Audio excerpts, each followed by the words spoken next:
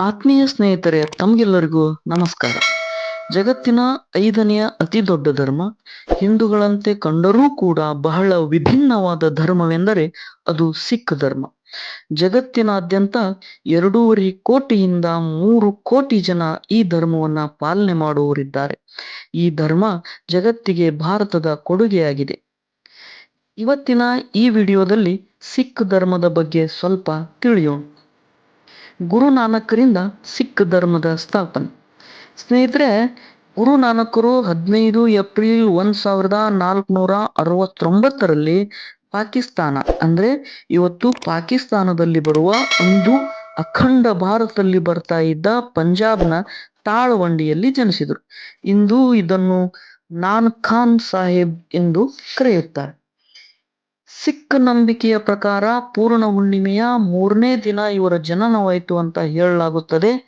ಗುರುನಾನಕರ ತಂದೆ ಕಲ್ಯಾಣ್ ಚಂದ್ ದಾಸ್ ಬೀಡಿ, ತಾಯಿ ಮಾತಾ ತೃಪ್ತ.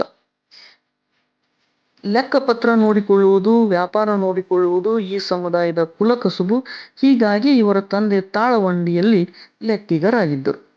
ಬಾಲ್ಯದಿಂದಲೇ ಗುರುನಾನಕ್ ಅವರಿಗೆ ಪ್ರಾಪಂಚಿಕ ವ್ಯವಹಾರದ ಬಗ್ಗೆ ತಾತ್ಸಾರ. ಇವರೂ ಬುದ್ಧನಂತೆ ಆಧ್ಯಾತ್ಮಿಕತೆಯ ಕಡೆಗೆ ಹೆಚ್ಚು ಒಲವನ್ನ ಹೊಂದಿದ್ದರು. ಬಾಲ್ಯದಲ್ಲಿ ಗುರುನಾನಕ್ ಸಾಧು ಸಂತರ ಸಹವಾಸದಲ್ಲಿ ಕಳೆದರು.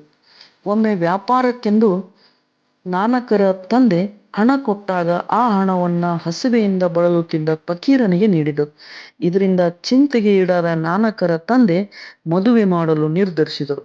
ನಾನಕರು ಸಂಸಾರಿಯಾಗಿ ಕಾಲ ಕಳೆದು ಲೂದಿ ಸುಲ್ತಾನ್ರ ಬಳಿ ಕೆಲಸಕ್ಕೆ ಸೇರಿದರು. ಕೆಲಸವನ್ನ ಕಷ್ಟಪಟ್ಟು ಪ್ರಾಮಾಣಿಕತೆಯಿಂದ ನಿರ್ವಹಿಸಿ ಒಳ್ಳೆಯ ಹೆಸರನ್ನೂ ಕೂಡ ಪಡೆದಿದ್ದರು. ಇವರು ಸಿಕಂದರ್ ಲೂದಿಯ ಸಮಕಾಲೀನರು. ಗುರುನಾನಕರಿಗೆ ಜ್ಞಾನೋದಯವನ್ನ ಪಡೆದ ನಂತರ ತನ್ನ ಸನ್ಯಾಸಿ ಜೀವನವನ್ನ ಆರಂಭಿಸಿದ್ರು. ತಾನು ಹೋದ ಕಡೆಗಳೆಲ್ಲ ಹಿಂದೂ ಮುಸ್ಲಿಂ ಸಂಕುಚಿತ ಮನೋಭಾವನೆಯನ್ನ ವಿರೋಧಿಸಿದ್ರು. ನಾನಕರು ದೇಶ ಪರ್ಯಟನೆಗಳಿಂದ ಅಪಾರವಾದ ಅನುಯಾಯಿಗಳನ್ನ ಹೊಂದಿದ್ರು. ಇವರೇ ಮುಂದೆ ಸಿಖ್ಖರೆಂದು ಪ್ರಸಿದ್ಧಿಗೆ ಬಂದರು. ಗುರು ಅಂಗದನನ್ನು ತನ್ನ ಮುಂದಿನ ಉತ್ತರಾಧಿಕಾರಿ ಎಂದು ಆಯ್ಕೆ ಮಾಡಿ 1538ರಲ್ಲಿ ತಮ್ಮ 70ನೇ ವಯಸ್ಸಿನಲ್ಲಿ ಮರಣವನ್ನ ಹೊಂದಿದರು. ಇವರ ಪ್ರಮುಖ ಬೋಧನೆಗಳನ್ನು ನೋಡೋದಾದ್ರೆ, ಗುರುನಾನಕರು ಸರಳವಾದ ತತ್ವಗಳನ್ನ ಜನಸಾಮಾನ್ಯರಿಗೂ ಅರ್ಥವಾಗುವ ರೀತಿಯಲ್ಲಿ ಬೋಧಿಸಿದರು. ಜನಸಾಮಾನ್ಯರ ಮಧ್ಯದಲ್ಲಿಯೇ ಇದ್ದು ಜನಸಾಮಾನ್ಯರಿಗೆ ಅರ್ಥವಾಗುವ ಭಾಷೆಯಲ್ಲಿ ಬೋಧನೆಯನ್ನ ಪ್ರಾರಂಭಿಸಿದರು. ಮಾನವನಿಗೆ ಸಾಮಾಜಿಕ ಅಂತಸ್ತಿನ ಮೇಲೆ ಗೌರವ ಸ್ಥಾನಮಾನಗಳನ್ನ ಕೊಡುವುದಕ್ಕೆ ಬದಲಾಗಿ ಅವನ ಭಕ್ತಿಗೆ ಗೌರವ ಕೊಡಬೇಕೆಂದು ಪ್ರಚಾರ ಮಾಡಿದರು.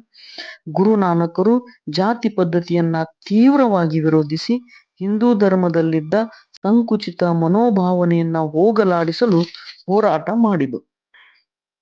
ವಿಗ್ರಹ ಆರಾಧನೆಯನ್ನ ಕಟುವಾಗಿ ಟೀಕಿಸಿ ದೇವರು ನಿರಾಕಾರ, ಅವನಿಗೆ ಯಾವುದೇ ಆಕಾರವಿಲ್ಲ, ಮಾನವ ಆಕಾರದಲ್ಲಿ ಅವತಾರಗಳನ್ನ ಕೊಟ್ಟು ಪೂಜಿಸಬಾರದು ಎಂದು ಜನತೆಗೆ ಕರೆ ನೀಡಿದರು.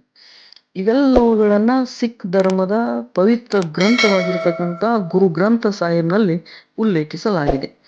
ಗುರುನಾನಕರ ನಂತರ ಗುರು ಅಂಗದ, ಗುರು ಅಮರದಾಸ್, ಗುರು ರಾಮದಾಸ್, ಗುರು ಅರ್ಜುನ್ ದೇವ್, ಗುರು ಹರಗೋವಿಂದ್, ಗುರು ತೇಜ್ ಬಹದ್ದೂರ್, ಗುರು ಸಿಂಗ್ ಹೀಗೆ ಹಲವಾರು ಗುರುಗಳು ಸಿಖ್ ಧರ್ಮದಲ್ಲಿ ನಾವು ಕಾಣಬಹುದಾಗಿದೆ. ಇಂದಿಗೂ ಕೂಡ ಭಾರತೀಯ ಸೇನೆಯಲ್ಲಿ ಸಿಖ್ಖರು ಬಹಳಷ್ಟು ಜನ ಇದ್ದಾರೆ. ಒಟ್ಟಾರೆ ಭಾರತದ ಒಟ್ಟು ಜನಸಂಖ್ಯೆಯಲ್ಲಿ 2% ಇದ್ದಾರೆ. ಆದರೆ ಸೇನೆಯಲ್ಲಿ ಸಿಖ್ಖರು 10% ಇದ್ದಾರೆ. ಗುರುನಾನಕರ ಜಯಂತಿಯಂದು ಸಿಖ್ ಧರ್ಮದ ಸ್ವಲ್ಪ ಮಾಹಿತಿಯನ್ನ ಕೊಡುವ ಪ್ರಯತ್ನ ಇದಾಗಿದ್ದು. Thank you so much. ನಮಸ್ತೆ. ಧನ್ಯವಾದ.